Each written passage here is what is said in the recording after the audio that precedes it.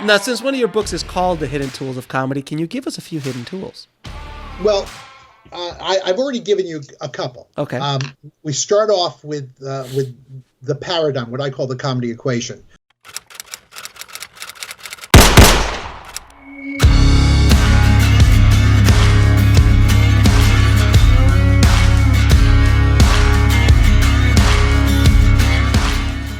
Comedy's about an ordinary guy or gal.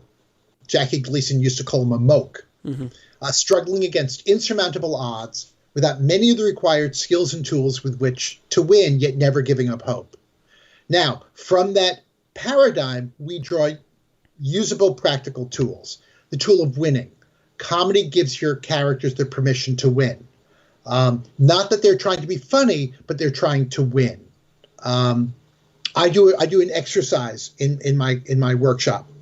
I ask 3 people who I make sure are not performers, and I tell them that they're lawyers, and the most important court case in their careers began in a courthouse 4 blocks away 5 minutes ago. I say to them, what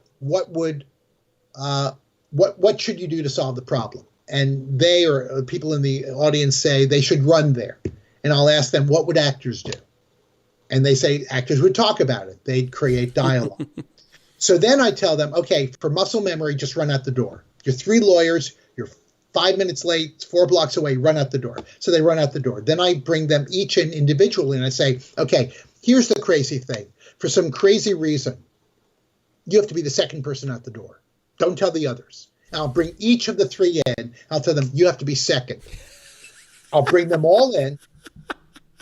Now, these are not performers. Sure. I bring them all in, and I say, most important case of the 3 lawyers, most important case happened started 5 minutes ago in a courthouse 4 blocks away, go. And what will happen is they'll rush to the door and then begin this odd little dance of trying to get through the door. And occasionally somebody will figure it out, but most often I'll have to side coach and say, I give you the permission to do what you need to do in order to win. Mm-hmm.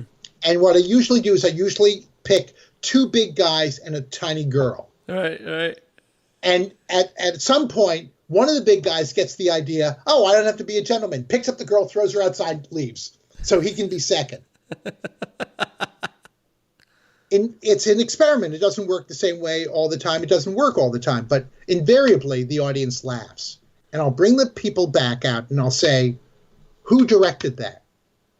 And they'll say, no one. And I'll say to the audience, I'm sorry, directors, I'm sorry. We don't need directors. And I'll say, who wrote that scene? And they'll say, no one. Or they'll say, you did, Mr. Kaplan, because, no, I said, I didn't write it. I just set up this situation. Mm-hmm. What happened at the door, that was you. And so I'll say, you don't need directors. You don't even need writers. You just need characters who are given the permission to do what they need to do in order to win. Because when they were doing that weird dance at the door, they weren't trying to be funny. They were simply trying to solve a problem.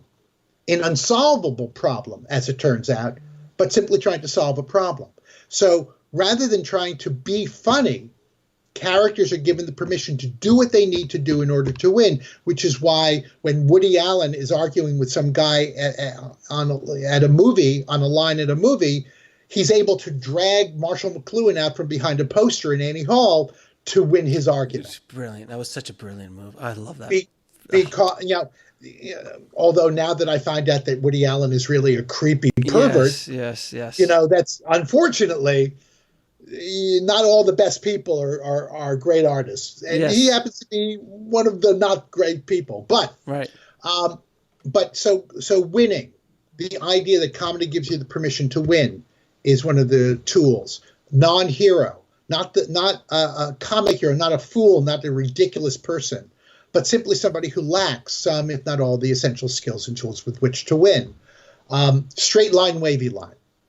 Most people think of comedians, comics as funny people, and then they're the straight man who kind of just set the funny people up to do something funny. Right. And what the tool of straight line, wavy line does is it recognizes the fact that that's a false dynamic.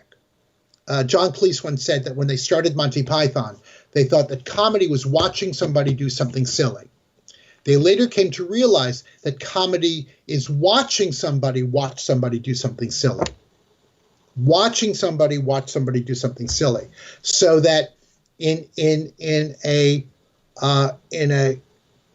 comic dynamic, you have somebody who's blind to a problem or creating the problem, like Kramer, and somebody who's struggling with the problem, but because they're a non-hero, they can't solve the problem, like Jerry.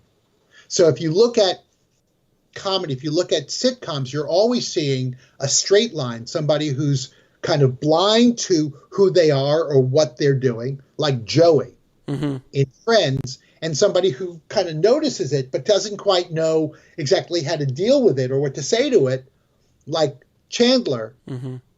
And so you have this dynamic. And the dynamic can switch because it's not about character, it's about focus. Who is the story about at that moment? Who's in focus? And so those are some of the tools in the hidden tools of comedy, along with archetypes, comic premise, metaphorical relationships, a lot of stuff. So 280 pages of genius. So obviously, sir. Now you have mentioned it a few times, but let's talk about your two books that you have out. Okay. The Hidden Tools of Comedy. You mean this book? Yes. And this book? Yes, those two books. Yes. Funny you should mention that. Tell us about your older book is the book that first came out was The Hidden Tools of Comedy, which is done very, very well. So tell us a little bit about that. Well, like I said, it basically talks about the things that are not taught at AFI or USC or NYU, because people still think comedy is, well, let's do something funny, let's do some gags, and it talks about the things that actually increase or decrease the comedic elements in a scene, and what you can do, because it's not about, well, you're just born funny.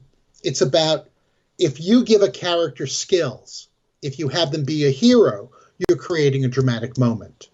And a skill could be something as simple as awareness. Kind of, so when a character is aware of his situation, that could depress him. That's a dramatic moment. But if a character isn't aware, is kind of blithely just going along, not realizing how screwed up they are and how hopeless their situation is, that's a comedic moment. So you can actually increase or decrease the comedic elements in a scene or the dramatic elements in a scene simply by giving or taking away skills for your character. Got it. And then now your new book, The Comedic Hero's Journey, we've kind of touched upon a lot of the elements of that. And that basically, it kind of is a riff on the hero's journey, and talks about, so what happens in the comic hero's journey? What differences are there? What tweaks do you have to make? And how is that journey different, either in a great way or in a subtle way, different from the dramatic hero's journey? And it's as I say, it's serious story structure for fabulously funny films.